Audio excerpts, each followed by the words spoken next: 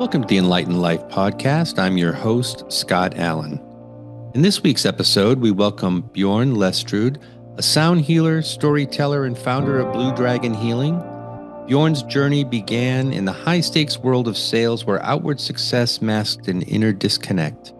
Struggling with chronic health challenges and searching for something deeper, he embarked on a path of self-discovery that led him to ancient wisdom, shamanic traditions, and the transformative power of sound healing.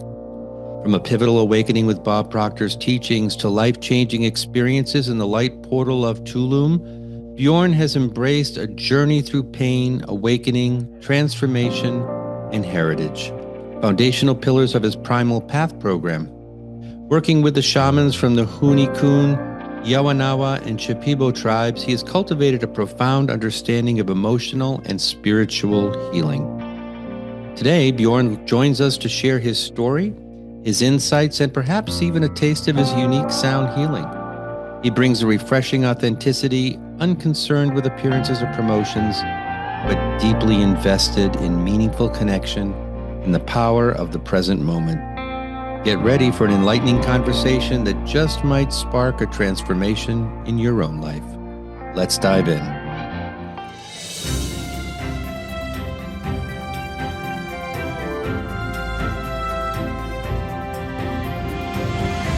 Hi, Bjorn. How are you?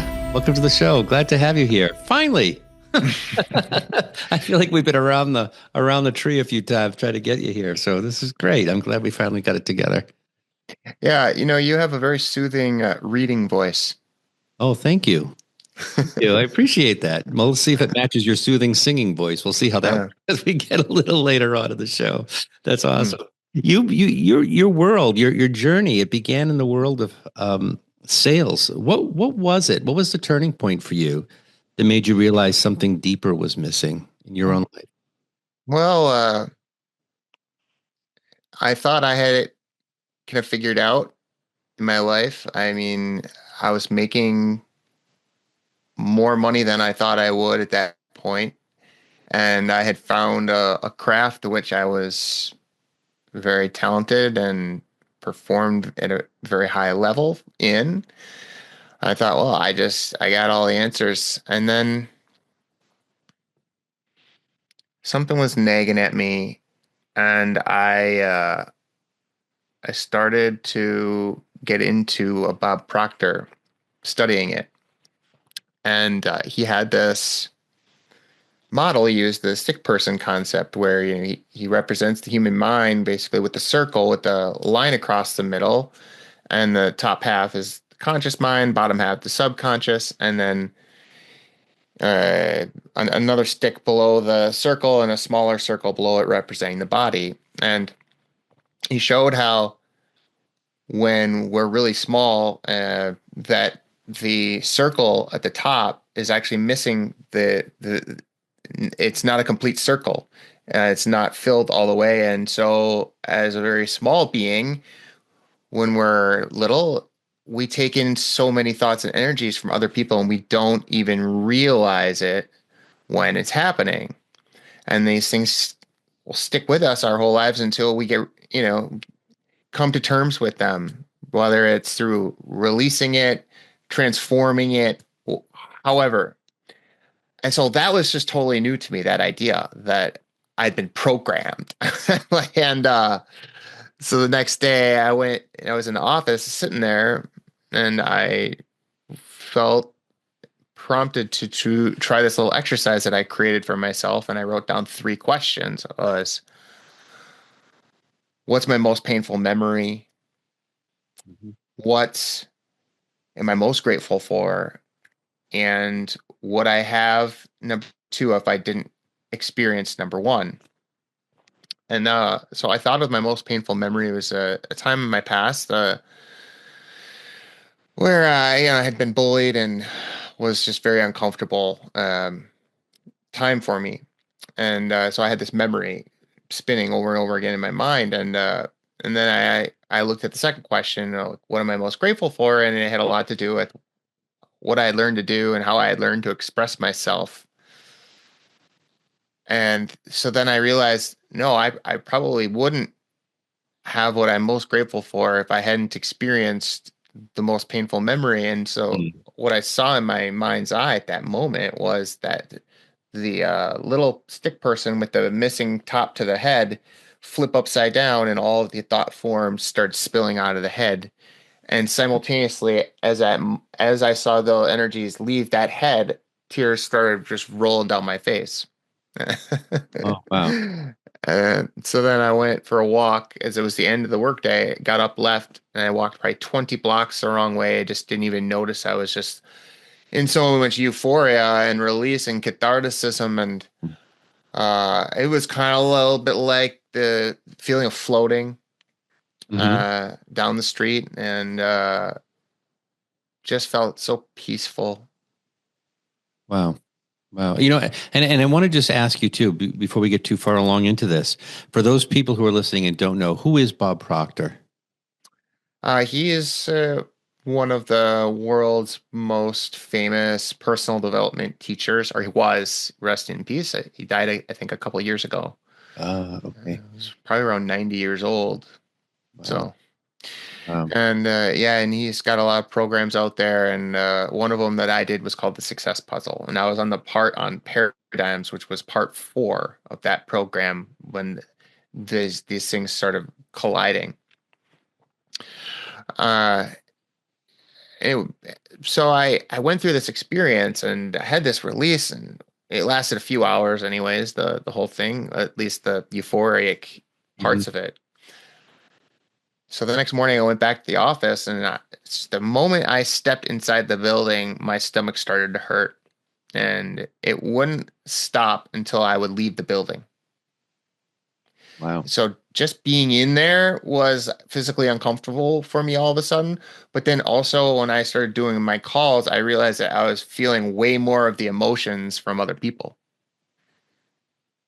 So Really? it was intense. Yeah. Yeah. And you had not experienced that before. That was just all starting to happen at that time. That was in Hmm. 2010, you Yeah. had said? Yeah.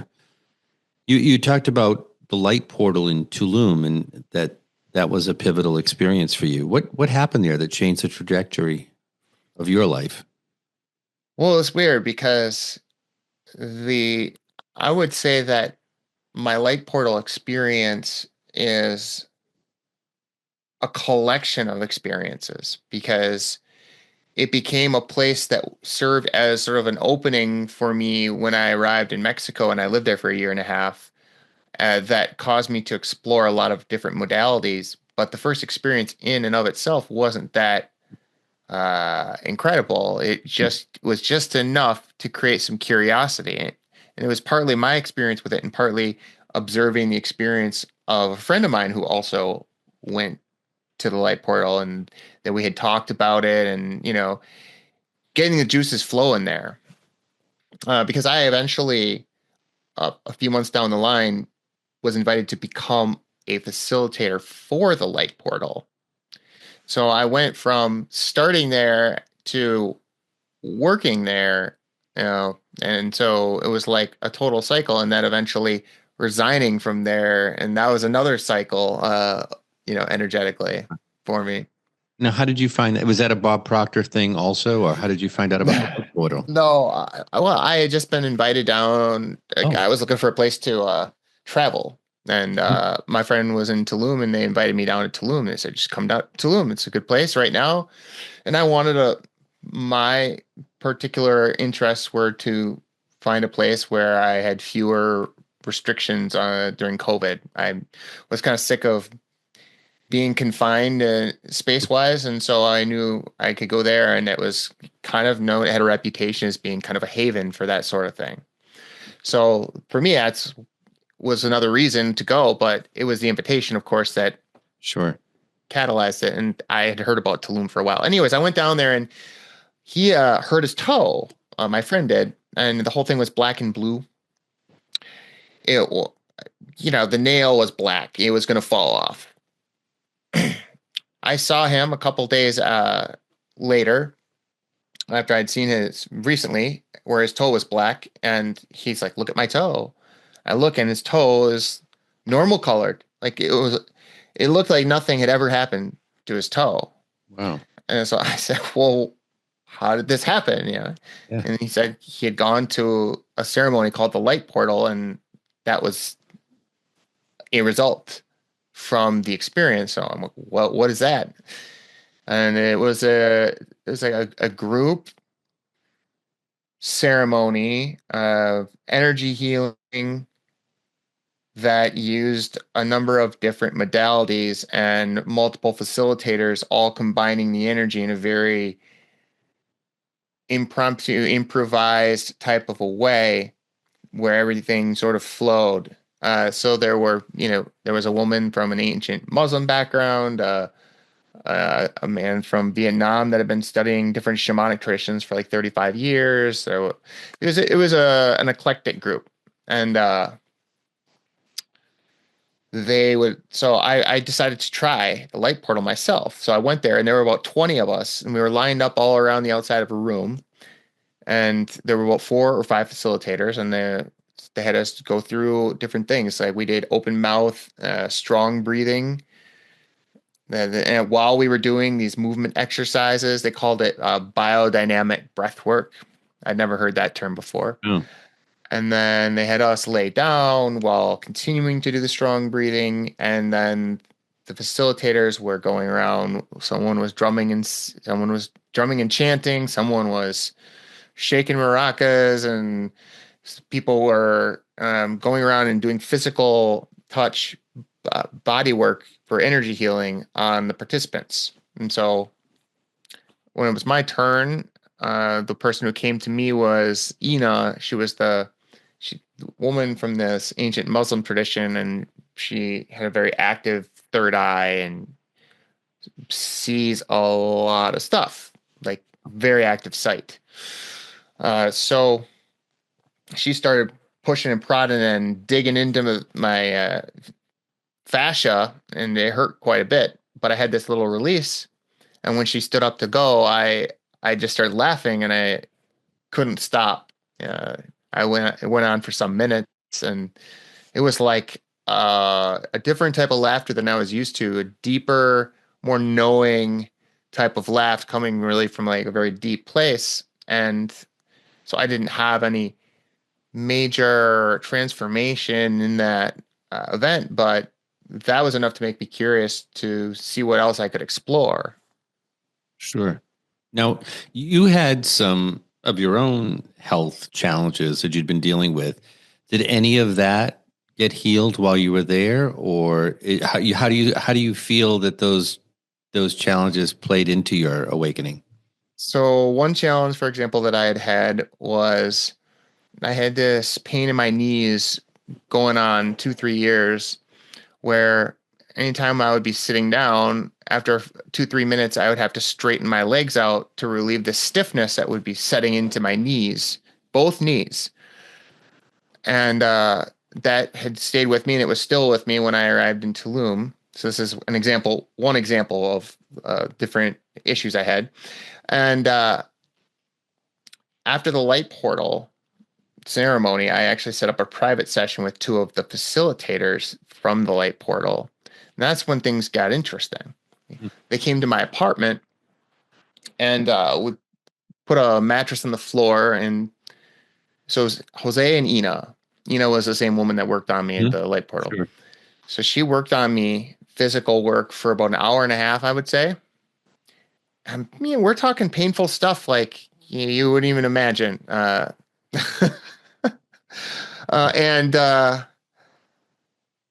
after she finished her part of the work, she told me what she had seen. And this was kind of the first time I'd really had anyone talking to me about ancestral energies and Mhm. blockages, and all this stuff was new to me.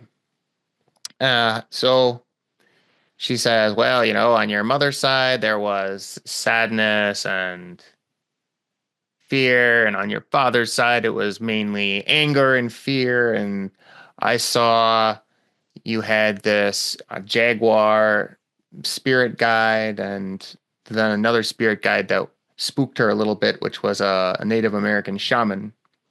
Boy. Those were the guides that she saw when she worked on me. Of Hmm. course, we all have, well, most of us have hundreds of them. So, but anyhow, she saw them very clearly. And so then the next part of the private session was to sort of, they called it, I think, meet your guides. Well, it was a hape session. You familiar with that medicine? I'm not. I'm not. So hape is otherwise known as shamanic snuff. It's made in primarily in the Amazon by indigenous medicine men, and it's tobacco, largely tobacco based, but then they mix in other elements that have psychoactive properties, and then they do special prayers over it. It's a very long, slow, painful, or painstaking process to make it. Okay. Um, but it's commonly used in a lot of rituals and practices from the Amazonian people, but now also being starting to become more popular in the West. And in the US, for example, you can buy it online and have it shipped to you. Oh, wow. And so you take it in the nose uh, through the breath. So you can either use a little tool that's like a self-serve applicator, and then or you have a longer tool called the tepe, which is what they had in this private session. And Mhm. so one end goes in the nose of the recipient, the other person's blowing the other end, and it Oh, goes, really? and so I had never even heard of hape before, much less tried it. And I tried it, and he gave me what was actually an extremely large dose, which I didn't know what was a lot or what wasn't. Hmm. And so he serves me the hape, and it's kind of burning, and I'm sitting there and kind of dazed. And so then Jose starts. He gets up and he walks behind me. He's standing behind me, and he starts shaking his maracas in my ears. And I realized suddenly that with that noise in my ears, that I wasn't going to be able to rely on my mind to explain away what was happening. That I Because I couldn't think. Oh, my God. And so he's shaking the maracas in my ears, and then he starts chanting, and that activated something in me where I started chanting, and I couldn't stop chanting. And then as I was chanting, I felt this incredibly heavy energy moving through me. And when the chant was done, I purged my guts out, and was sick as a dog, for hours, and nauseous, and just laid on the floor like, oh my God, that was brutal. That was so brutal. I mean, I was so lightheaded and dizzy that I didn't even want to roll over and climb onto the couch because the hard surface of the floor was actually soothing to me. Really? Do you feel that it did anything? Well, the next morning when I woke up, Hmm. all the pain in my knees was gone and never came back. Wow. Really? Hmm. Now, had you been diagnosed with like whatever it is, knee issues, or I never went and saw anyone you never for got it. stopped? But it bothered me every day for years. Yeah. Yeah. Wow. So, so you were chanting. Is that how the sound uh, healing sort of started to take hold on you at that moment? That was the very first opening of it, Hmm. but it had a lot further to go. I'm sure. I'm sure that's like the first break. So in your experience, how does sound healing facilitate, either emotional or spiritual breakthroughs? Right. Well, the power of it is that sound, when used a certain way, can hit us at every single level of our being. And part of the reason for that, at least intellectually, my understanding of it is that I'll explain the tangible as well, but intellectually,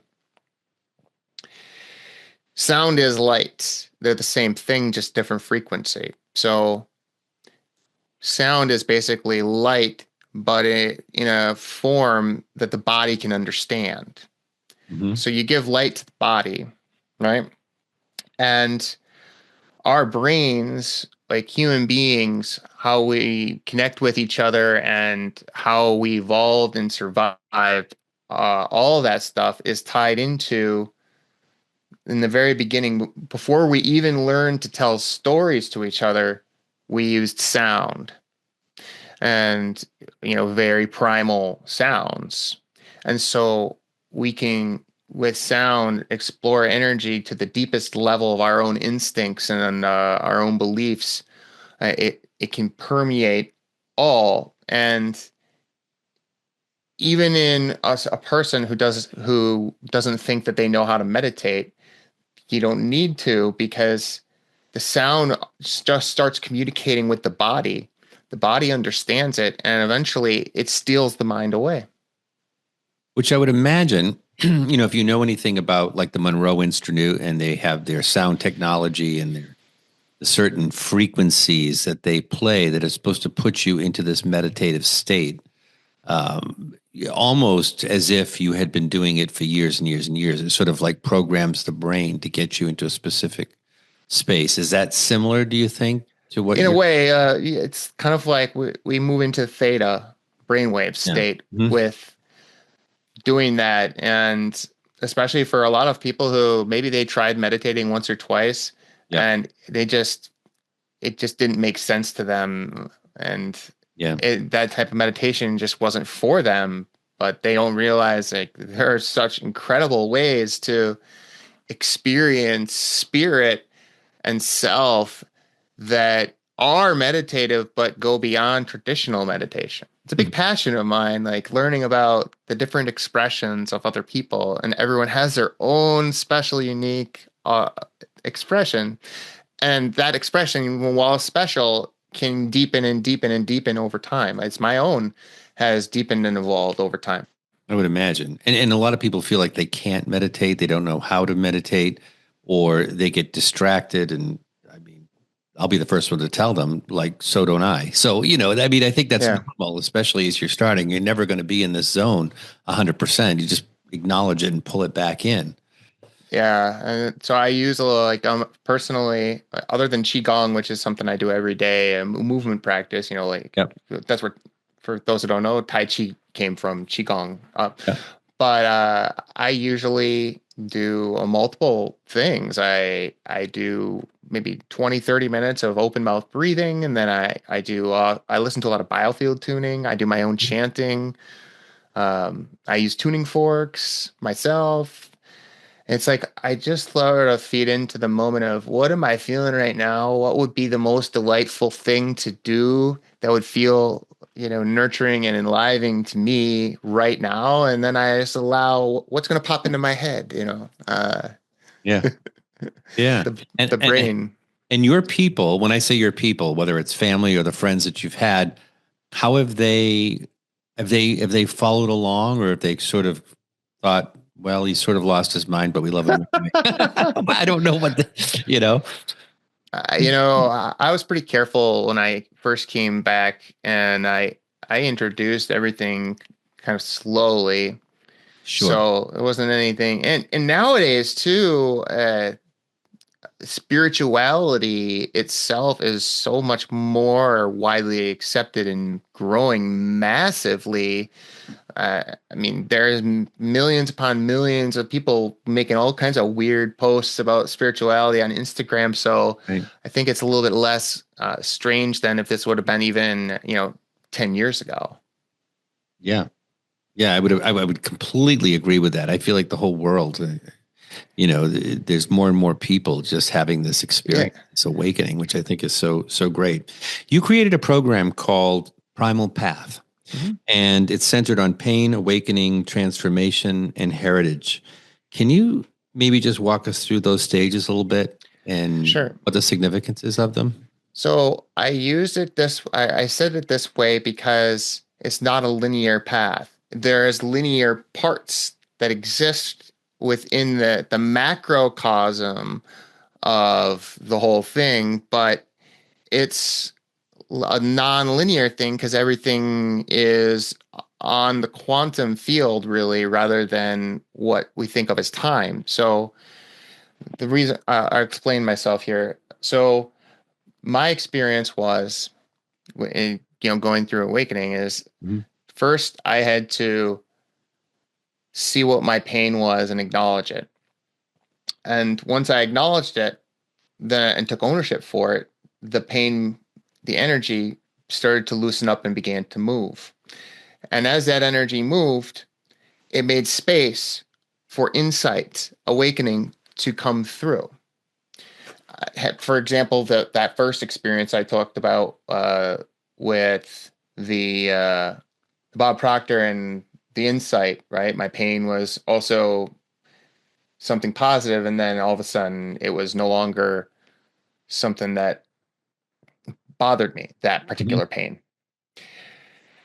So there's that element of I felt the pain. I saw it from another perspective.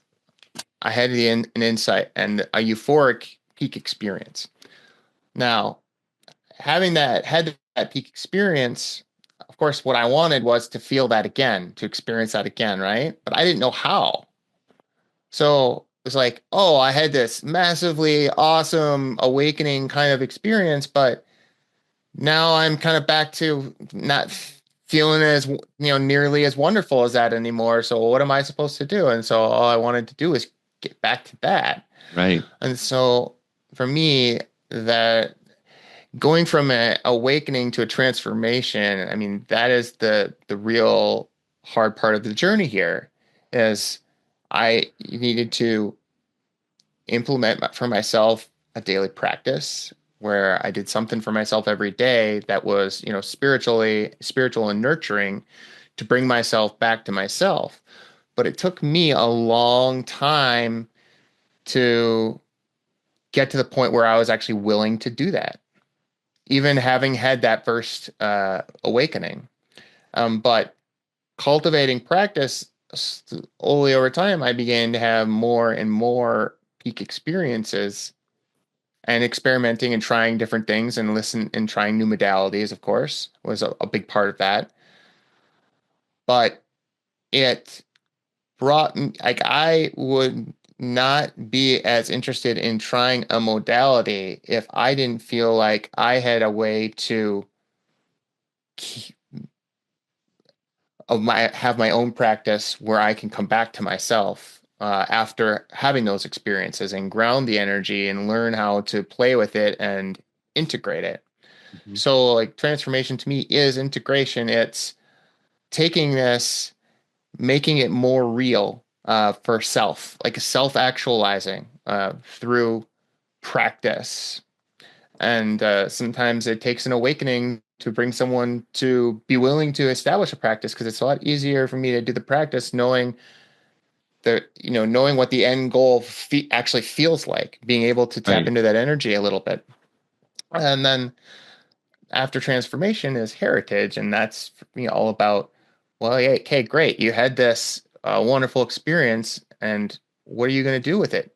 Are you just going to keep it to yourself? Because we're not designed that way.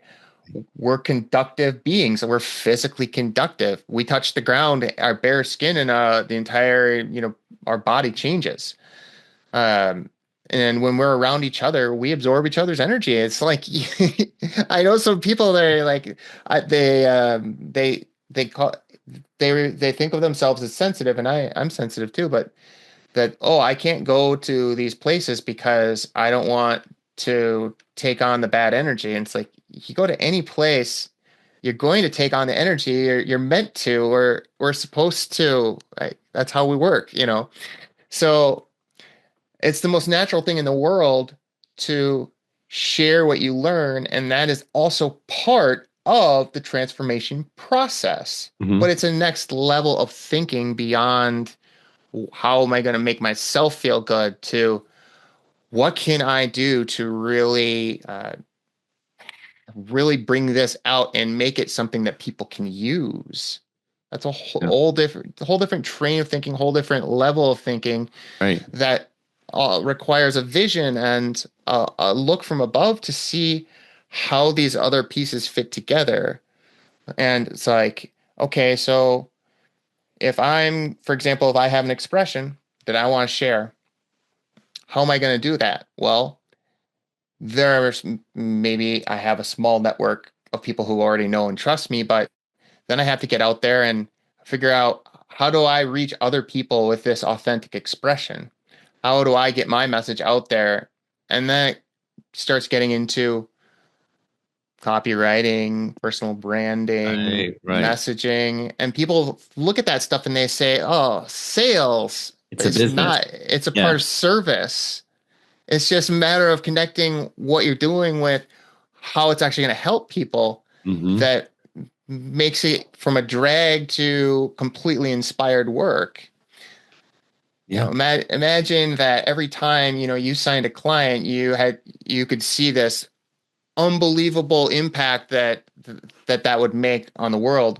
Or imagine that you learned how to connect other people together where they could make magic together and didn't even need you by implementing what you had learned and shared with them. Yeah. Yeah. So I mean, I don't know if this sort of ties into what I was going to say to you next, but why is community so essential to personal transformation? Wisdom often teaches that healing happens in connection with other people. Yeah. Well, I have found an example.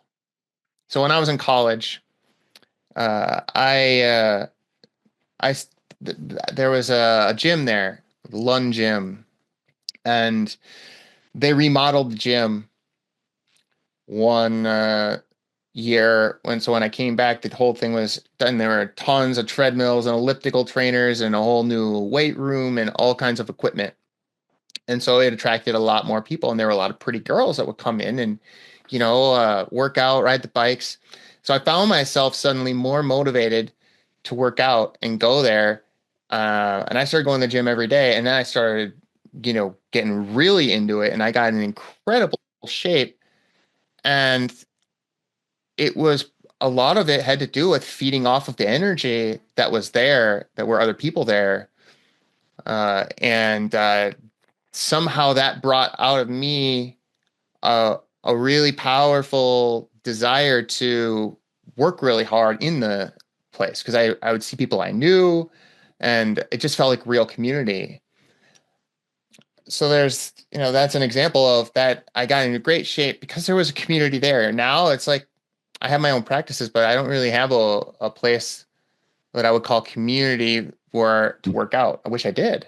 I would Yeah. like that actually. Yeah. I had Is that. your is your community more on a virtual level, or do you have? And when I talk about your community, I mean your community in terms of what you do, your business, your website, your programs, and everything that you have. Is that more of a virtual? At the moment, like Yeah. it has the ability to do both. But what I learned working with this teacher from the Shipibo, he led me through it's called a spiritual diet, where I worked with a plant called Marosa, one of Hmm. the master plant teachers that are used by the Shipibo. It's all about the heart. And how I worked with the plant was the teacher actually planted the seed energetically in my field during an ayahuasca ceremony where I did sit with him. But then I worked with him all remotely, and I never actually physically took the plant Hmm. when I did the diet, but I had one of the most incredible peak experiences of my life Really? during that diet. Yeah, one night I went for a walk, and I was just out in the evening. It was a gated community. I was in Mexico there, Hmm. and I just felt this like warm sensation in the middle of my upper middle chest. So not in the heart, the high heart. I didn't even know what the high heart was. I never even heard of it before, but suddenly I felt this warm sensation, and then this feeling like the petals on a flower all opening at the same time, and then this energy just started pouring out or through me, and it was so intoxicating that I started stumbling down the street. It was just unconditional love for everything and everyone in my path there in the moment. And I would look around and everything I saw were like I would just see these blends of colors that would move Mhm. and shift where I would shift my eyes, but it would always turn into the most beautiful painting I'd ever seen at all times. It sounds like psychedelics. I don't know. You sure you Yeah, didn't take? No, I don't. I'm sure I was on You know, nothing, no, nothing. nothing, which I think is fantastic because I think Yeah. everybody's experienced that. I think it's so great. And it was all how I worked with the guy.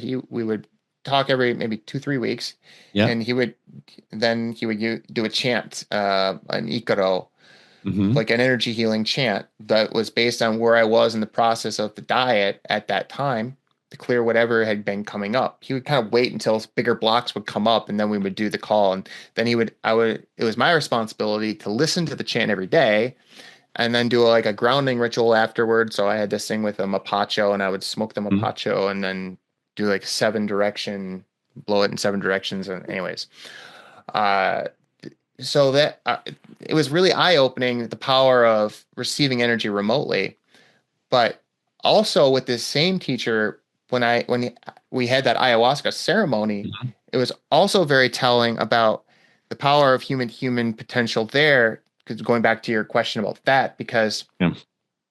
I took that medicine and I sat with it all night, and he was doing this chants to the group, because it's common in ayahuasca ceremonies for the shaman or the maestro or the ayahuasquero, however you want to call them, to provide medicine music. Yeah. So he was he just didn't work on me directly. Uh, and so I sat there the whole night and I wasn't really having a very good time. I mean, it was maybe my 18th time doing ayahuasca and I was just kind of angry and not having a good night. And we're the whole night's pretty much gone by now all of a sudden. And I'd taken 2 servings with big ones and we're talking about extremely concentrated, strong batch, Hmm. but it just wasn't working for me. And right before sunup, uh, the guy comes over to me and he sits in front of me and he says, "Okay, I'm going to do a chant for you now. So I need you to sit up and do that, breathe root to crown, and keep doing that." So he did this chant, and I started experiencing something opening a little, and I thought, "Okay, yeah, it's better." And he finishes the chant and he says, "Okay, now hold out your hand." So and then he's got my hands like facing me like the way I have my hands facing me right now, and he blows on the fingers. And I still feel about the same. So then he like looks at him again and he zooms in on the energy and I hear him go, "Hmm."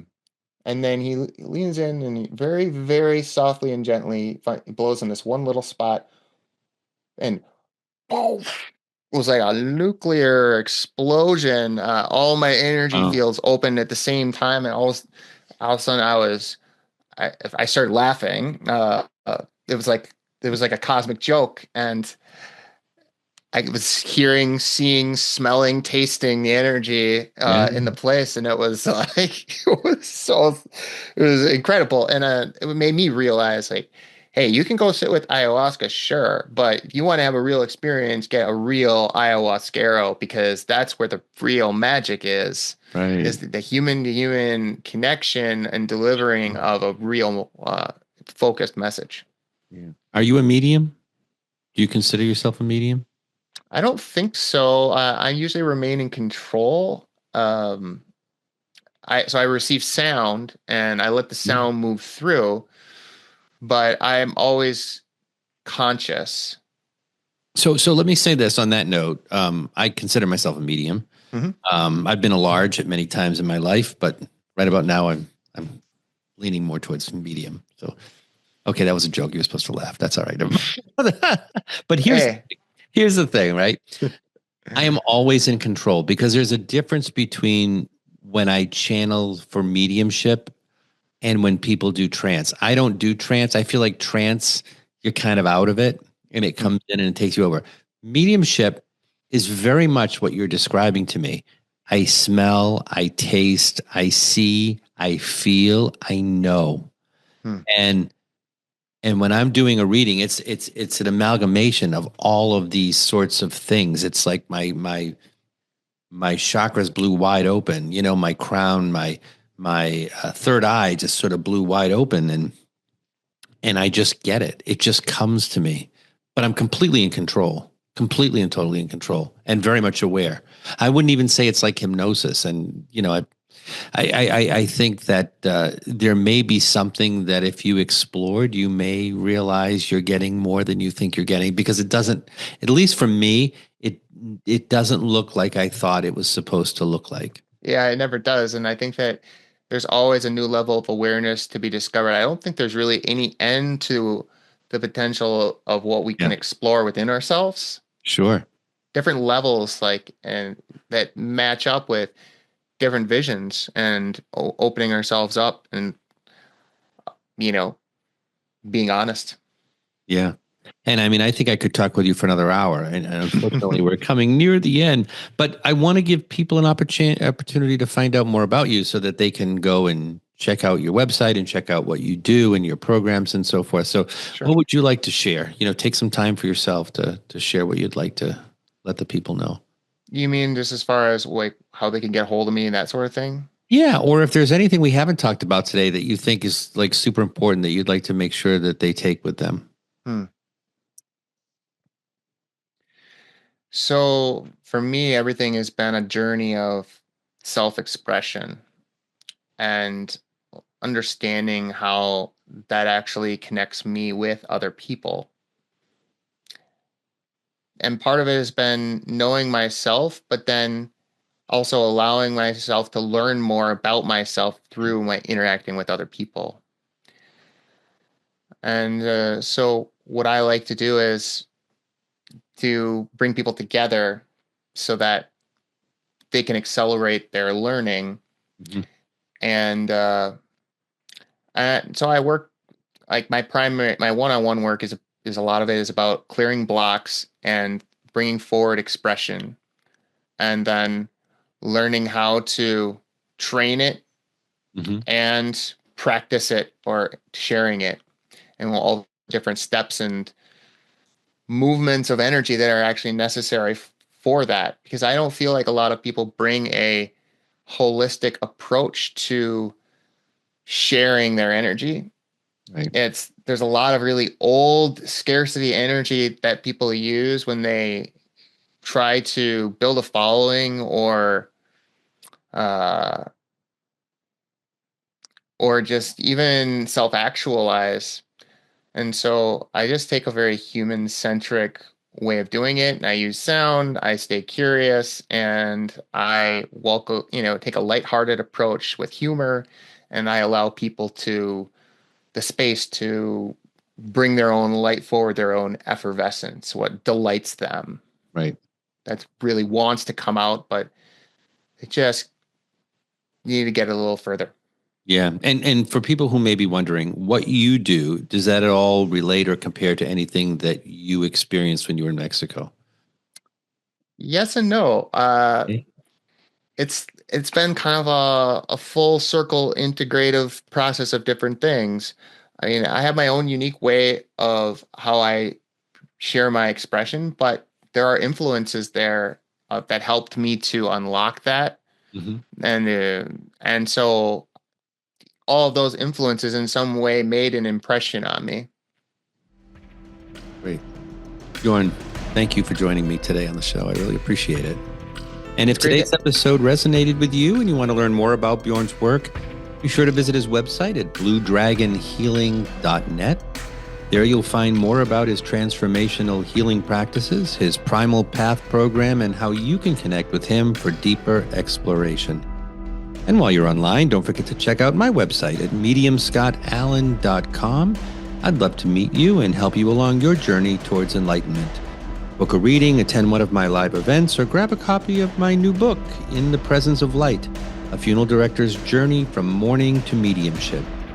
And finally, I'll be hosting a mystical journey at sea on the Carnival celebration from December 7th through 14th, 2025. We're heading to the Eastern Caribbean, and I'll be sharing private readings and much more. head on over to my website to learn more about that. And thank you for joining us on the Enlightened Life podcast. If you enjoyed this episode, please don't forget to subscribe, leave a review, and share it with someone who might need this message today. Until next time, stay open, stay curious, and keep walking your path to an enlightened life. We'll see you next time.